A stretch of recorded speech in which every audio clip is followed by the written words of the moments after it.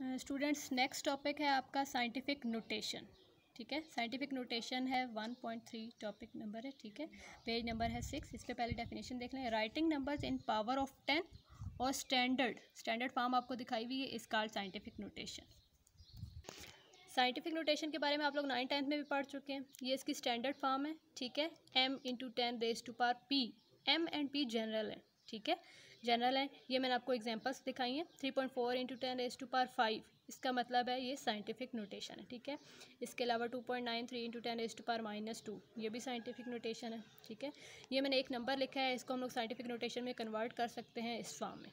ठीक है, तो 1.23 × 10⁻³ ये आपके पास साइंटिफिक नोटेशन है। इसको स्टैंडर्ड फॉर्म भी कहते हैं। ठीक है, फर्स्ट नॉन ज़ीरो नंबर के बाद पॉइंट आता है और पावर ऑफ 10 में इसको लिखा जाता है। ठीक है, कन्वर्ट करना आपको आता होगा, ये आप लोग 9th में पढ़ चुके हैं, मैथ्स में भी पढ़ चुके हैं, इसके अलावा फिजिक्स में भी पढ़ चुके हैं आप लोग।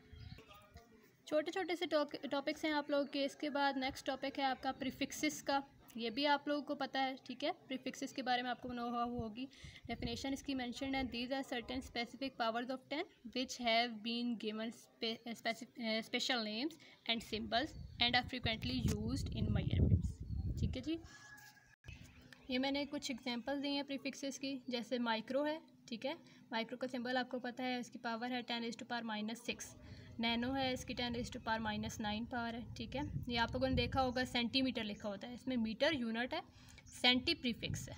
ठीक है, इसी तरह मिलीमीटर लिखा होता है, मीटर यूनिट है, मिली जो है ये प्रीफिक्स है।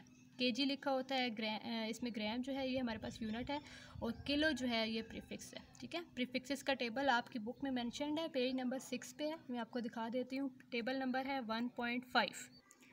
ये आपका टेबल है 1.5। तो ये प्रीफिक्सेस आपने याद करने हैं। ठीक है, मोस्टली जो यूज़ होते हैं वो आप लोग याद कर लें। अगर आपसे सारे याद नहीं होते तो मोस्टली जो यूज़ होने वाले हैं वो आप याद कर लें। जैसे पिको हो गया, nano, micro, milli, centi, deci, kilo, mega, giga, tera, ये यूज़ होते हैं ज़्यादा, तो ये आपने याद करने हैं। ठीक है, सिंबल्स भी याद रखने हैं आपने, पावर्स भी इनकी याद रखनी है।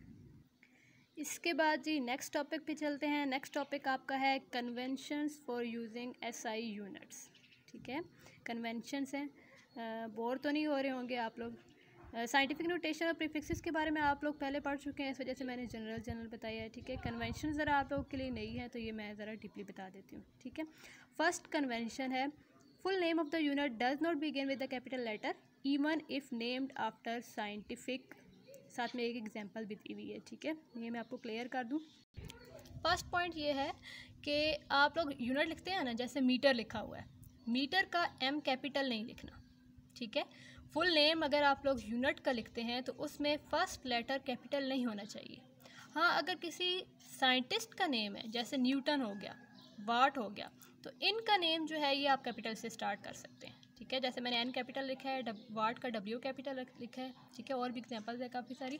तो फर्स्ट जो पॉइंट है उसमें ये बताया हुआ है कि अगर आप लोग यूनिट का फुल नेम लिखते हैं, ठीक है, तो वो कैपिटल लेटर से स्टार्ट नहीं होना चाहिए।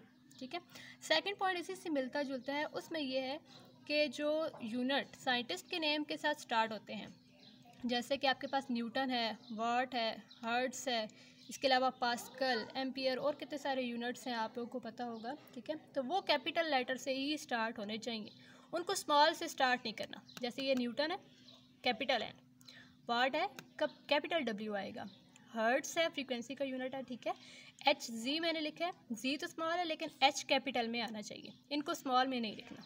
ठीक है, दोनों पॉइंट्स क्लियर हैं, फर्स्ट और सेकंड मिलते जुलते हैं। ठीक है, मैंने इस वजह से एक साथ बता दिए हैं। नेक्स्ट पॉइंट पे चलते हैं। थर्ड पॉइंट है द प्रीफिक्सेस। साथ में प्रीफिक्सेस दी हुई हैं, micro, milli, pico etcetera is written before the unit adjacent to the unit. Example भी साथ में दे दिए, 5 माइक्रोमीटर।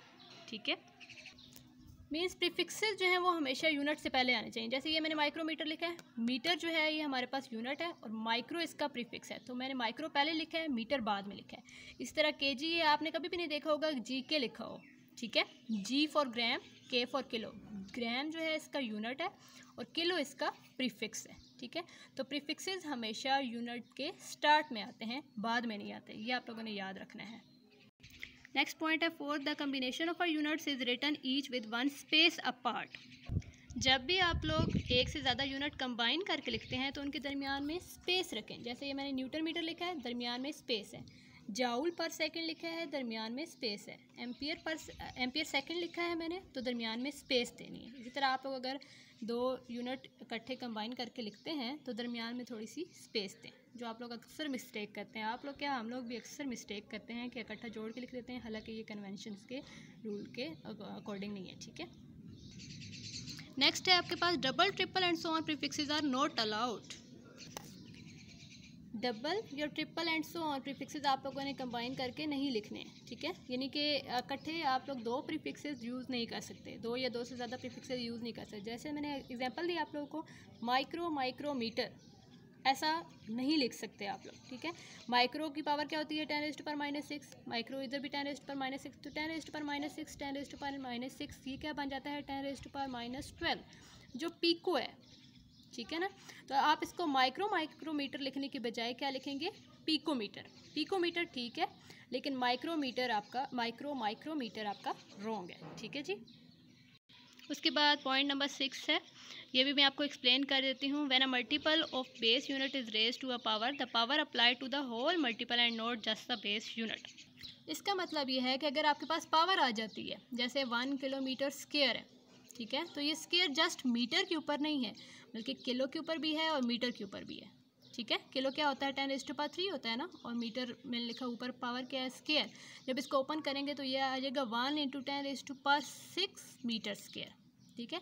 ऐसा ना हो आप मीटर के ऊपर स्क्वायर लिखना भूल जाएं या किलो के ऊपर लेना भूल जाएं, ठीक है। तो जो पावर होती है, कोई भी पावर हो, 2, 3, 4 अप टू सो ऑन, तो वो आपके होल यूनिट के ऊपर होती है, ठीक है, सिर्फ किलो या सिर्फ मीटर के ऊपर नहीं है।